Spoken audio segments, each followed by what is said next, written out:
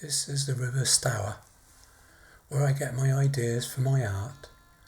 I walk here with my wife, and we spend many happy hours looking at the animals, the birds, swans, otters, and herons, where you feel very tranquil and you can relax and look at the lovely colours from greens to reds to blues, depending on what time of the year. I hope you enjoy it too.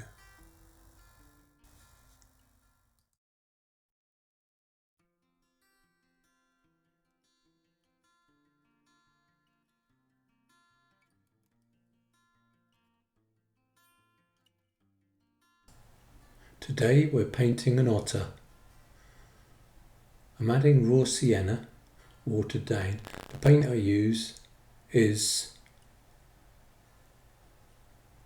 Daniel Smith. Beautiful watercolour, nice and strong.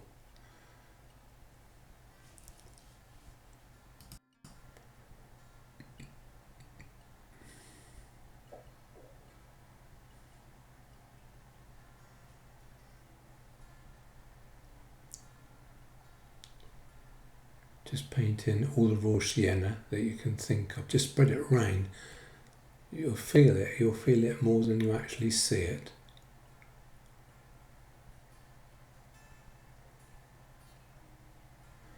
Putting a bit of cadmium red in with a raw sienna, and put a bit of cadmium red in with a cadmium yellow. Gives you a nice warm colour. Flood that into the water, because that's going to be the reflection, the same as what the otter's reflection is.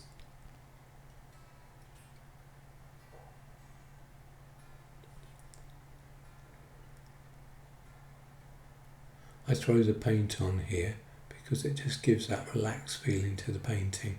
It doesn't make you so tight when you're painting.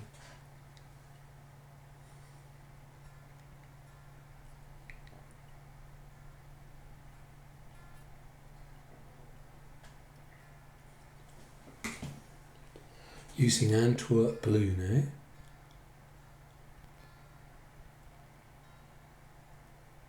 Antwerp blue. Let it mix in with the cadmium red and the cadmium yellow. Try not to overwork the picture. Don't go back in on the paint.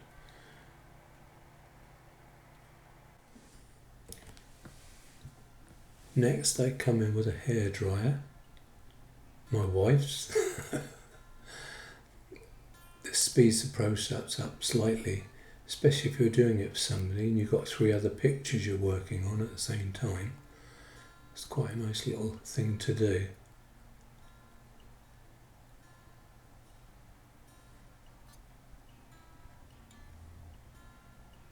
I'm dabbing out any surplus water with tissue.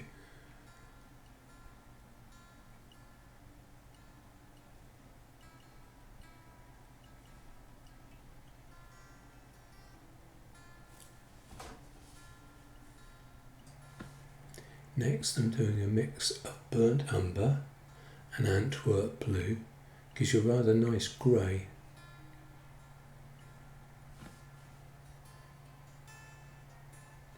This I'm using for the eye. At the moment this is the darkest piece of the picture, the eye, and it stands out, so spend a bit of time on that. Use a bit of highlight.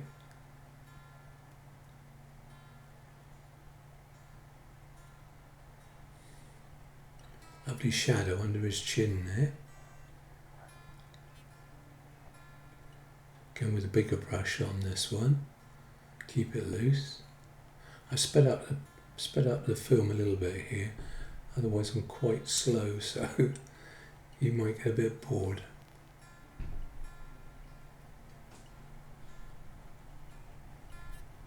Put some nice warm cadmium red. No, sorry, I'm putting alizarin crimson in there.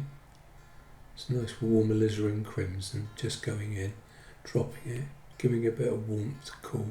Leave some white patches to give it a bit of push and pull to the picture.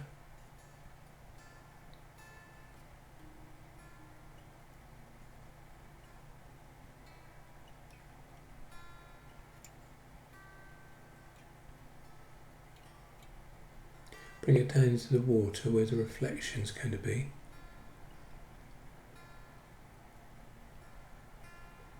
It's started to come together now, looking more like an otter.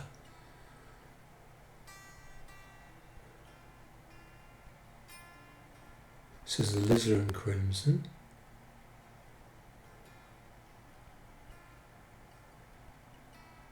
Splashing some on again, as my habit.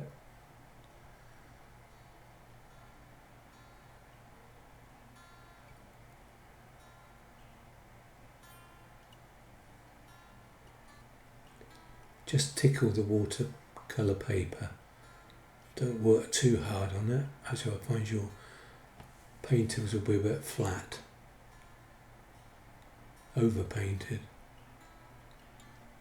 Hairdryer coming in again. I haven't heard my wife call for it yet, so I think I'm safe.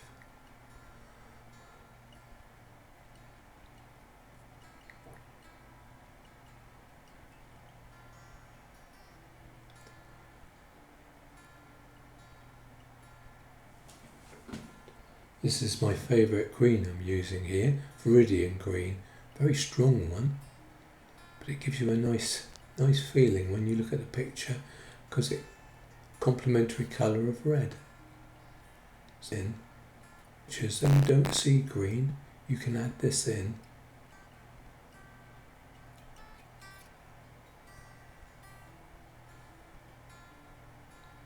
Do wonders for your pictures, Viridian green. Put a bit of alizarin in there, and you can see a beautiful push and pull between the green and the alizarin, complementary colour.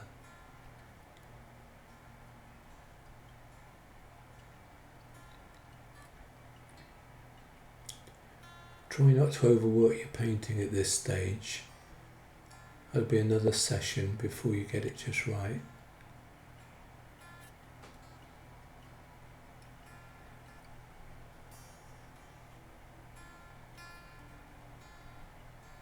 Antwerp blue. Nice strong blue Antwerp. Antwerp blue is more of a greeny blue.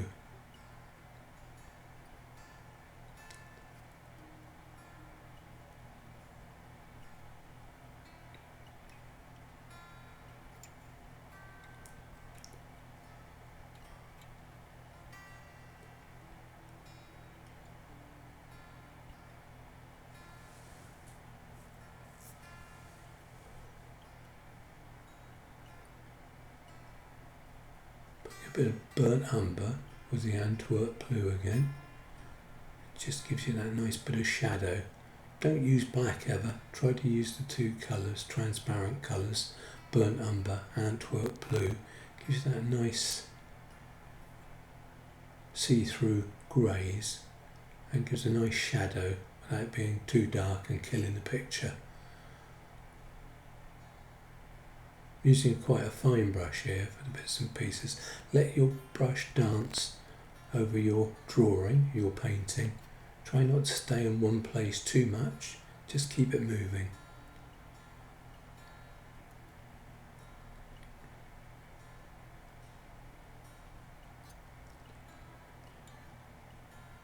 Use a big brush now. Alizarin crimson again.